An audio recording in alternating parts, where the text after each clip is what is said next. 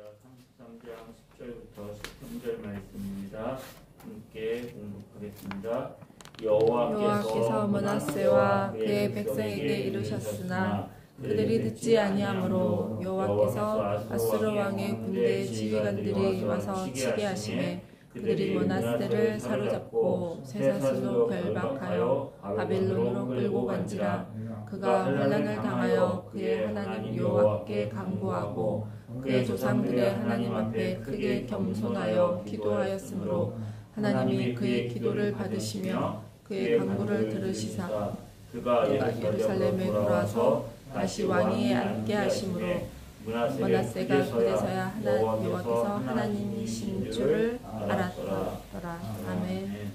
다시 돌아오게 하시는 은혜. 오늘 므낫세 왕이 등장합니다. 유다 왕이지요. 그의 아버지는 히스기야 왕입니다.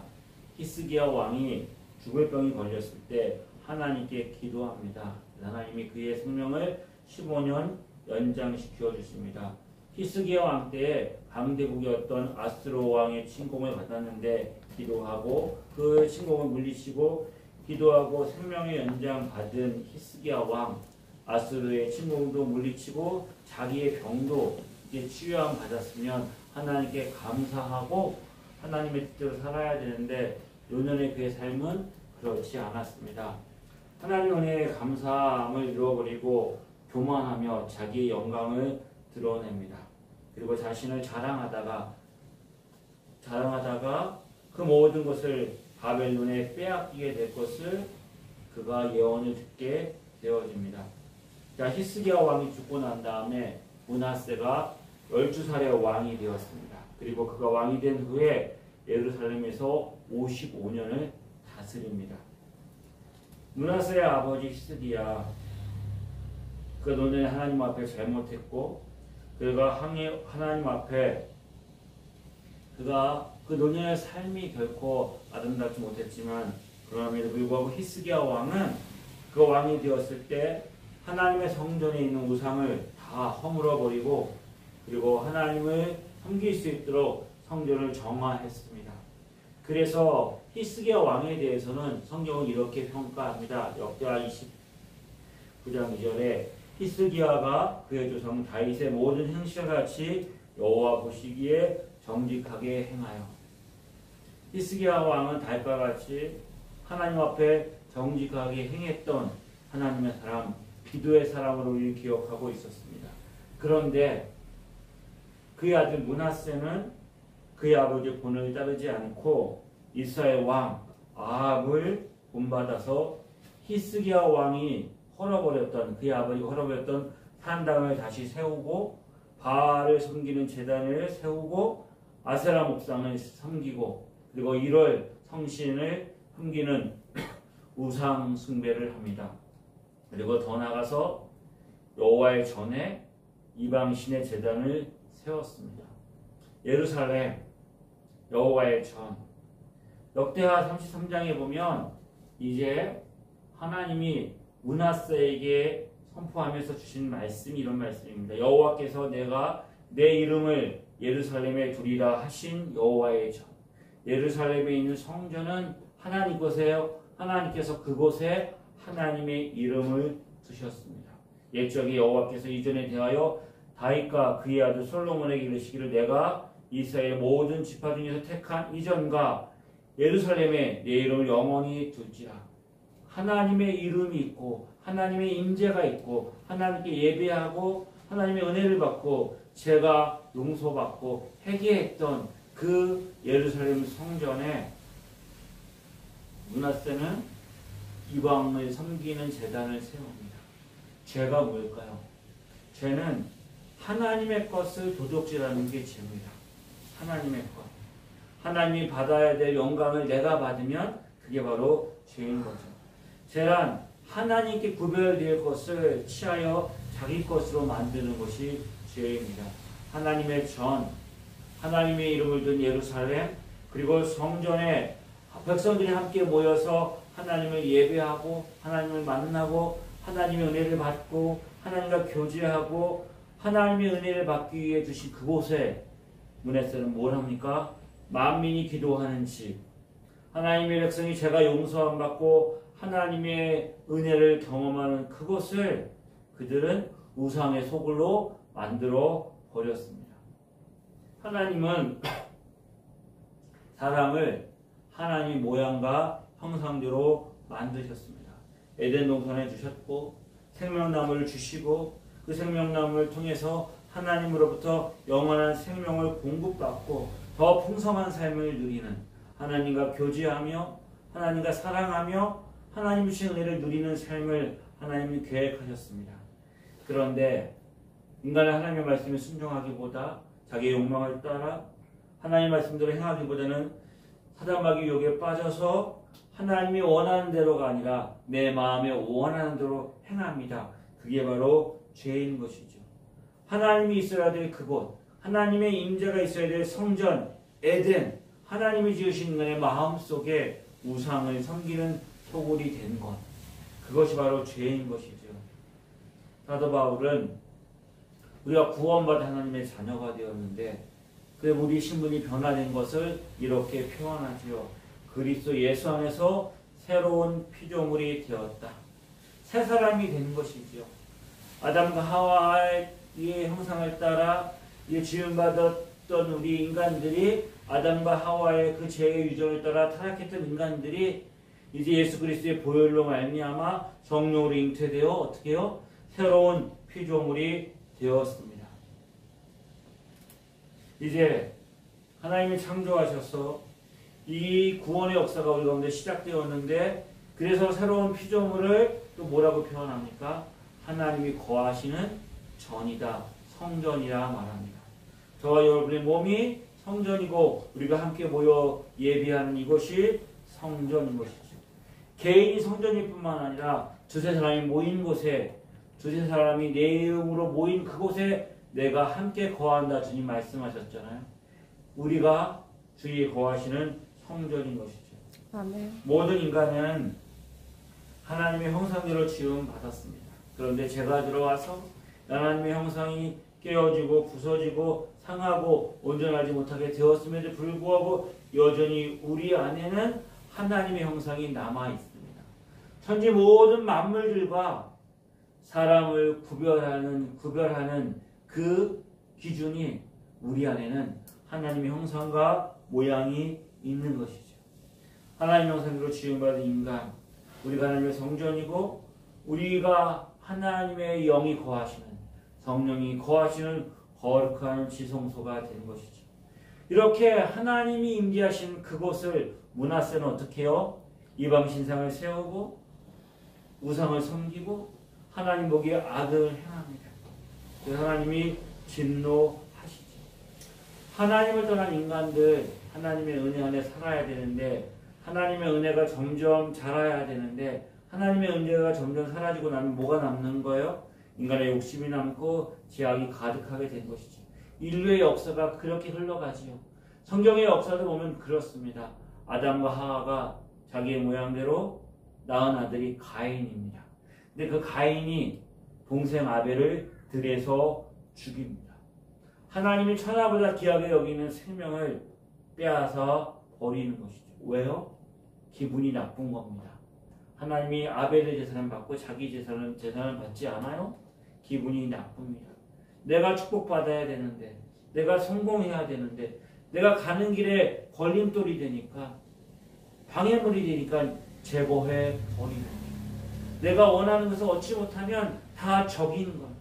다 적이고 다 제거하고 없애야 내가 잘 살 수 있다.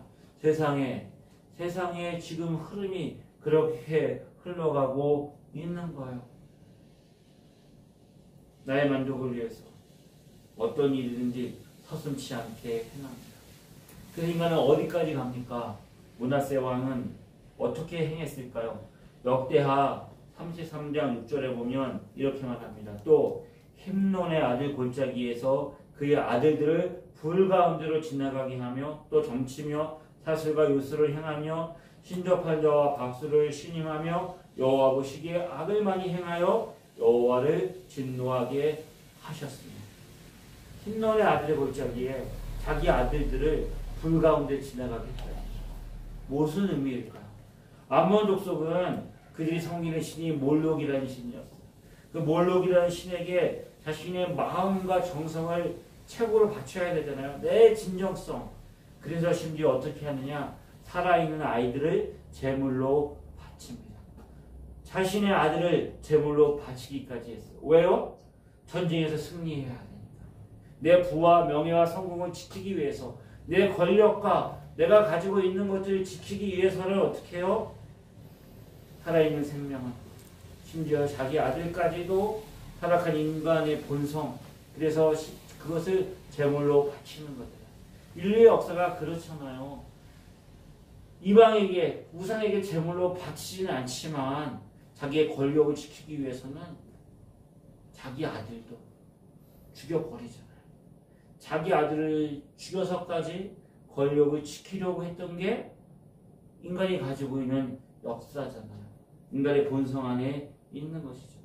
지금은 어떻게 보면 그렇게 생명을 빼앗는 일, 우상에게 자식을 제물로 바치는 일은 일어나지 않는다고 할지라도 부모가, 사람들이 자기 욕망을 위해서, 자기의 성공을 위해서 얼마든지 자녀들을 그 세상의 욕망 가운데, 자기 욕망 가운데 밀어넣고 그걸 통해서 자신이 원하는 것을 성취하려고 하는 것, 그것이 우리가 살아가는 세상의 모습이죠. 세상의 성공이라는 우상의 노예로 살아가지요. 자신의 꿈과 자신이 가지고 있는 그 재능, 하나님이 주신 어떤 부르심, 사명, 이런 거는 생각하지 않는다. 그 있는 모습 그대로가 아니라 세상의 욕망과 자기의 욕망을 그려놓고 그 안에 아이들을 밀어놓고 무한하게 경쟁하고 그 안에서 그 아이들의 삶을 파괴시키는 일들이 우리가 살아가는 세상 속에서 일어나고 있습니다. 이렇게 세상에 하나님을 떠나고 인간의 욕망과 하나님 앞에서 내가 주인 돼서 악을 행하는 그 세상 가운데 이제 하나님이 하실 일이 뭐가 남았을까요? 그것은 하나님의 심판인 것이죠. 므낫세와 그를 따른 백성들이 여호와 보시기에 악을 행하여 여호와를 진노하게 하십니다. 오늘 말씀에 보면 여호와께서 므낫세와 그의 백성들에게 이르셨으나 그들이 듣지 않습니다. 불러도 듣지 않고 대답하지 않으면 얼마나 답답해요. 텔레비전이나 자기가 하는 일에 재미에 빠져가지고 아이들이 아무리 부모가 불러도 듣지 않으면 어떻게 합니까? 큰 소리를 치게 되지. 귀는 있지만 들을 수 있는 귀가 없는 거예요. 듣고 때잡고 돌이켜야 되는데 하나님이 아무리 경고하고 권면해도 듣지 않아요. 들어야 소망이 있는데, 들어야 깨달음이 있는데, 들어야 믿음이 생기는데 듣지 않으니까 소망이 없는 거예요. 그러니까 어떻게 하나님이 듣게 하시는 거죠. 어떻게 듣게 하십니까? 하나님께서 므낫세와 그의 나라를 아스르 군대를 통해서 치게 하십니다. 그래서 므낫세가 쇠사슬 묶인 채로 바벨론에 끌려가지요. 므낫세가 환난을 당합니다. 쇠사슬에 끌려가지고 그가 이제 바벨론의 포로로 끌려갑니다. 하나님을 떠나 범죄한 인간들의 모습이 다르지 않아요. 쇠사슬에 끌려서 영원한 지옥에 끌려가는 거예요. 내가 잘못했는데 분명히 누가 봐더라도 저건 상식에서 벗어나고 그가 한 일이 범죄를 행한 것이 분명한데 사람들이 뻔뻔하게 내가 뭘 잘못했냐, 내가 행한 것이 무엇이 잘못이냐고 나와서 큰 소리를 칩니다. 온 백성들이, 온 나라 국민들이 그걸 TV로 생중계로 보고 있는데도 전혀 자신이 행한 행동에 대해서 전혀 상관하지 않아요. 사람들에 대해서 혐오하는 말들을 막 하면서도 그것이 자신의 권리를 지키기 위한 정당한 행위라고 하면서 다른 사람의 인권과 권리를 빼앗고 무너뜨리는 일들을 얼마든지 행하고 있는 거예요. 하나님 말씀하시는데 돌이키지 않으면 소망이 없습니다. 그런데 므낫세가 환난을 당하지요. 그거 어떻게 합니까? 여호와께 간구합니다. 하나님께 간구해요. 그가 환난을 당했을 때 나타난 특징이 뭐라고요? 그의 조상들의 하나님 앞에 크게 겸손하여 기도합니다. 겸손하게 되는 거예요. 환난을 당하면 겸손해져야 돼요. 환난을 당하면 악해지는 게 아니라 환난을 당하면 성질이 나고 분노하고 그에 대해서 자신들이 가지고 있는 어떤 욕망을 표출하는 것이 아니라 은혜 받은 자는 겸손하고 하나님께 기도합니다. 하나님 기도하면 어떻게 한다고요? 하나님이 그의 기도를 받으시고 간구를 들으셨습니다. 그래서 그가 다시 예루살렘에 돌아와서 왕위에 앉게 하십니다. 그때야 비로소 므낫세는 여호와께서 하나님이신 줄을 알게 되었습니다. 므낫세 그가 행했던 죄악이 얼마나 큰지 우리가 보았습니다. 그래서 그가 바벨론의 쇠사슬에 묶여서 끌려가는, 그래서 영원히 그곳에서 감옥에서 아니면 노예로 살아야 되는 므낫세가 예루살렘에 다시 돌아와서 왕에 앉게 되고 비로소 하나님이 여호와가 하나님인지를 깨닫게 되어주죠. 뭐가 이것을 가능하게 만들었을까요? 이것을 가능하게 만든 것이 무엇이었을까요? 그것은 바로 하나님의 은혜인 것이죠. 간구하면 들으시는 하나님의 은혜, 죄 용서하시는 하나님의 은혜. 이 땅에 성경에 보면 많은 악한 사람들이 등장합니다. 이 므낫세는 남유다를 대표하는, 그 많은 유다를 대표하는 가장 악한 왕이에요. 북이스라엘 왕 중에서 가장 악한 왕은 누구였습니까? 아합 왕이죠. 아합 왕. 엘리야와 싸웠던 아합 왕. 근데 아합도 회개했더니 하나님이 들으셨잖아요. 남유다의 므낫세, 이 사람이 회개하고 돌이켜서 하나님 앞에 나올 가능성이 얼마나 될까? 우리가 살아가는 이 세상 가운데 여러분이 생각할 수 있는 가장 악한 사람이 누군지를 생각해 보세요. 그 사람이 회개해서 하나님 앞에 나올 가능성이 얼마나 될까요? 우리 같으면 그런 사람을 용서할 수 있는 가능성, 여러분에게 가장 원수, 가장 악한 삶, 내가 정말 용서하지 못할 사람이 내가 그 사람 용서할 수 있는 가능성이 얼마나 될까요?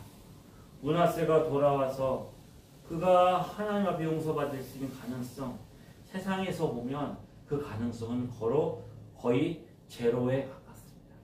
거의 가능성이 없어요. 그런데 이런 므낫세가 회개하고 돌이켜서 그 하나님 앞에 돌아오는 일도 대단하지만 그런 므낫세를 받아들여서 용서하시고 은혜를 베푸시는 하나님 이해할 수가 없다. 그런 하나님 나는 이해할 수 없다. 라고 말하면 뭘 모르는 거예요? 내게 베푸신 하나님의 은혜도 내가 이해하지 못하는 거예요. 내가 지은 죄는 저울에 달아봐서 그 사람이 지은 죄보다는 약하니까 좀 덜하니까 나는 하나님 용서받을 자격이 있고 저 사람 내가 보기에도 말도 안 되는 죄를 지었고 악하니까 용서받을 수 없어 라고 말하는 것은 내 자신이 지은 죄에 대해서 가소평가하는 거죠. 주제 파악을 못하는 거예요. 므낫세가 간구하고 하나님 앞에 기도했더니 겸손히 하나님 앞에 기도했더니 므낫세의 기도를 들어 응답하셨어요. 그래 하나님이 그렇게 응답하셨으니 우리도 하나님 앞에 기도하고 간구하고 부르짖으면 용서할 거야. 그러니까 내가 용서받은 것, 내가 기도하고 내가 겸손하게 하나님에 매달렸기 때문이야 라고 말하면 하나님의 은혜를 모르는 거죠. 이해할 수 없어요. 설명할 수 없어요. 알 수 없는 거죠. 그러니 하나님 나를 용서하셨어요. 사도 바울이 그 하나님 은혜를 깨닫고 자신을 뭐라고 표현합니까? 죄인 중에 괴수였던 나를 하나님이 받으셨다. 나를 하나님이 용서하셨다. 그 말은 내가 용서받았는데 내가 하나님의 자녀가 되었는데 이 땅에 용서받지 못하고 하나님의 은혜를 받지 못할 사람은 없다는 것이죠. 하나님은 불가능하지 않기 때문이에요. 교회를 핍박하고 예수 그리스도를 대적했던 바울이 변화되어서 하나님의 복음을 전할 수 있었던 사도가 된 것은 오로지 하나님의 은혜인 것이죠. 하나님이 은혜가 임했어요. 므낫세가 이 하나님의 은혜를 언제 깨닫게 되었다고요? 그에게 환난이 임하게 된 거예요. 그러니까 은혜는 뭐예요? 우리에게 이런 큰 환난이 임하기 전에 성령님이 우리 가운데 말씀하실 때에 깨닫고 돌이켜서 겸손하게 하나님을 믿고 믿음으로 의지하며 살아가는 것이 은혜인 거잖아요. 아직은 은혜의 때이기 때문에 우리 가운데는 기회가 있는 거예요. 여러분이 므낫세와 같이 한란할 때 하나님의 진노가 쌓여서 그 한란 때에 하나님의 진노가 임하면 깨닫고 돌이키겠지만 우리 아프잖아요. 힘들잖아요. 부끄럽잖아요. 그런 것이 오기 전에 괜찮다 오늘 하루 그냥 괜찮다 넘어가는 것이 아니라 하나님의 은혜인 것들 기억하고 반드시 우리의 삶에 하나님 주시는 은혜를 기억하는 것. 하지만 우리가 연약하고 세상이 험하다 보니까 우리가 환난을 당할 때가 있지요. 이 환난 므낫세처럼 망하고 병들고 실패하고 고생하는 것만은 의미하지 않아요. 왜? 우리가 세상 살아가는 게 환난이요. 매일의 삶을 살아가는 것 내 마음과 내 뜻대로 되지 않아요. 어느 인생도 완전하지 않고 어느 인생도 안전하지 않아요. 다 환난 속에 살고 있어요. 그러니까 우리 가운데 뭐가 필요해요? 하나님의 은혜가 필요해요. 겸손하게 하나님의 은혜를 구하고 므낫세가 하나님의 은혜를 받았던 것처럼 그 하나님의 은혜를 구하는 것, 그것이 바로 우리가 이 땅을 살아가는 하나님의 자녀들의 삶인 것이죠. 이 어떻게 시작되었느냐? 그것을 보는 것이 하나님의 은혜인 것이죠. 이스라엘 백성들이 400년 동안 애굽의 노예로 살았어요. 자유함이 없었어요. 우상을 섬기고 바로가 시키는 대로 일하다가 죽어갔어요. 인생이 정말 고통과 눈물과 슬픔과 한숨뿐이었어요. 그래서 그들이 어떻게 합니까? 여호와께 부르짖지요. 하나님이 그들을 구원하셨습니다. 구원하셨을 뿐만 아니라 어떻게 합니까? 하나님이 약속하셨던 젖과 꿀이 흐르는 땅으로 그들을 인도하여 가세요. 그들이 이제 하나님이 약속하신 젖과 꿀이 흐르는 땅에 갑니다. 근데 그곳은 어떤 땅이었어요? 그곳에 가나안의 7 족속이 살고 있었어요. 성경이 말하는 것은 그것은 젖과 꿀이 흐르는 비옥한 땅이었어요. 자, 그 좋은 땅에 사람들이 그것을 가만히 둘 리가 없잖아요. 수많은 전쟁들이 있었어요. 서로 죽이고 그 땅을 차지하기 위해서 수많은 싸움들이 있었어요. 그래서 어느 정도 그 땅이 균형을 이루어서 7 족속이 나름대로 균형을 이루며 살고 있었어요. 그것은 어떤 땅이었습니까? 젖과 꿀이 흐르는 비옥한 땅이었지만 그것은 거대한 7 족속이 살고 있는 땅이었어요. 보지도 못했던 그들은 철병거를 가지고 있어요. 여리고와 같이 견고한 성도 있어요. 아낙 자손과 같이 거대한 거인들이 살고 있는 땅이었어요. 하나님이 그 땅을 약속하신 이스라엘 백성들에게 주시지요. 승리하게 하십니다. 그 땅을 차지하게 하셨어요. 그 땅에서 그들이 여호와의 성전을 짓고 하나님의 영광을 위해 살아가는 거룩한 백성으로 살게 하셨어요. 놀라운 하나님의 은혜인 것이죠. 가장 좋은 것. 하나님 가장 좋은 것을 약속의 땅을 그들에게 주셨어요. 가장 좋은 것. 그러니 이들은 착각합니다. 정말 그 땅이 그들이 차지했던 젖과 꿀이 흐르는 땅이 가장 좋은 것인지 알았어요. 가장 좋은 것을 차지했으니까 이것을 어떻게 유지해야 되잖아요. 더 좋은 것을 구하잖아요. 더 많은 것을 얻어야 되잖아요. 더 풍성한 것, 내가 좋은 것을, 안전한 것을 지켜야 되잖아요.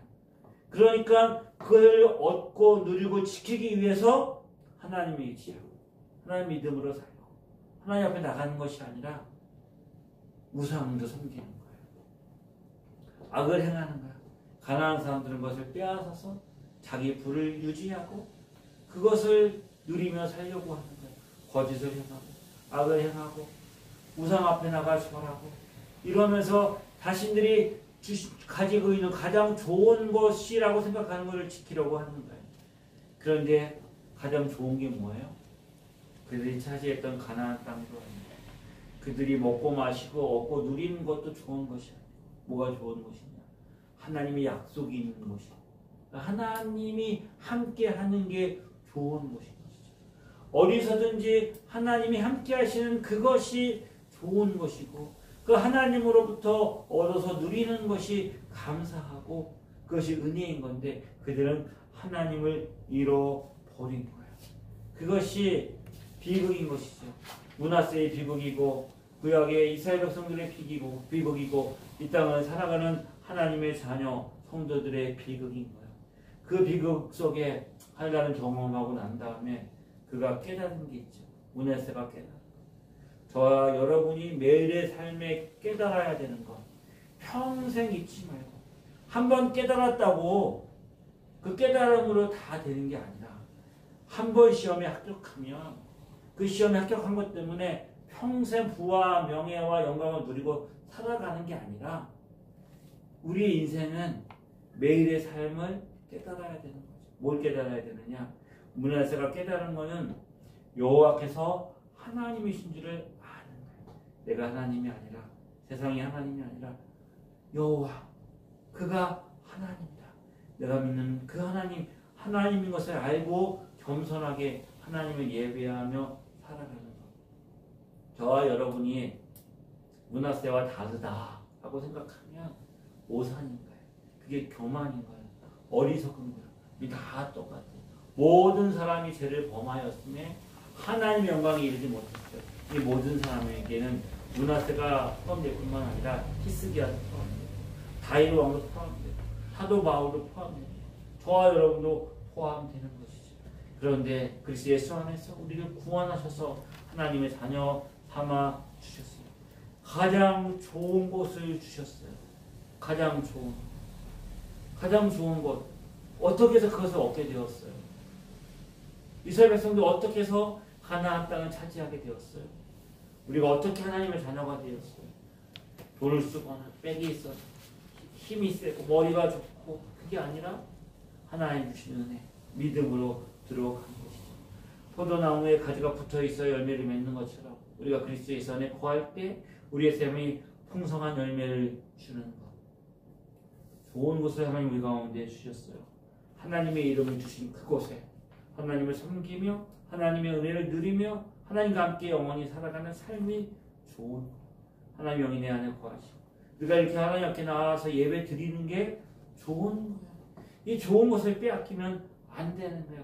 이 좋은 것을 우리가 좋은 것을 여기지 않고 다른 걸 좋은 것으로 생각하면 교만한 마음이 우리가 드는 거예요. 하나님을 하나님으로 인정하지 않는 거예요. 그걸 깨닫지 못하고 어리석음에 빠져가지고 이 문하세와 그 사람들이 행했던 것처럼 악한 길로 가는 거예요. 미혹되어지는 거죠. 좋은 것을 좋은 것으로 여기고 이 좋은 것을 빼앗기면 안 돼요. 왜 하나님이 우리에게 순종을 요구할까요? 왜 우리에게 하나님께서 하나님을 섬기라고 말할까요? 하나님께 시간과 물질을 내어놓으라고 말씀하실까요? 하나님 뭔가 부족해서 그걸 나에게 줘야 내가 높아지고 내가 강해지니까. 세상 사람들이 온 나라가 나한테 와서 뭐 선물 주고 돈도 주고 뭐도 주고 그래야 내가 그걸 가지고 있어야 내가 가지고 있는 것들을 누리고 그 내 자신이 뭔가 높아지니까. 그런 것처럼 하나님도 그래서 아닌 거예요. 온전한 만물이 다 하나님의 것입니다. 왜? 그게 우리에게 좋은 것이니까. 그것이 은혜 받고 복을 얻는 길이니까.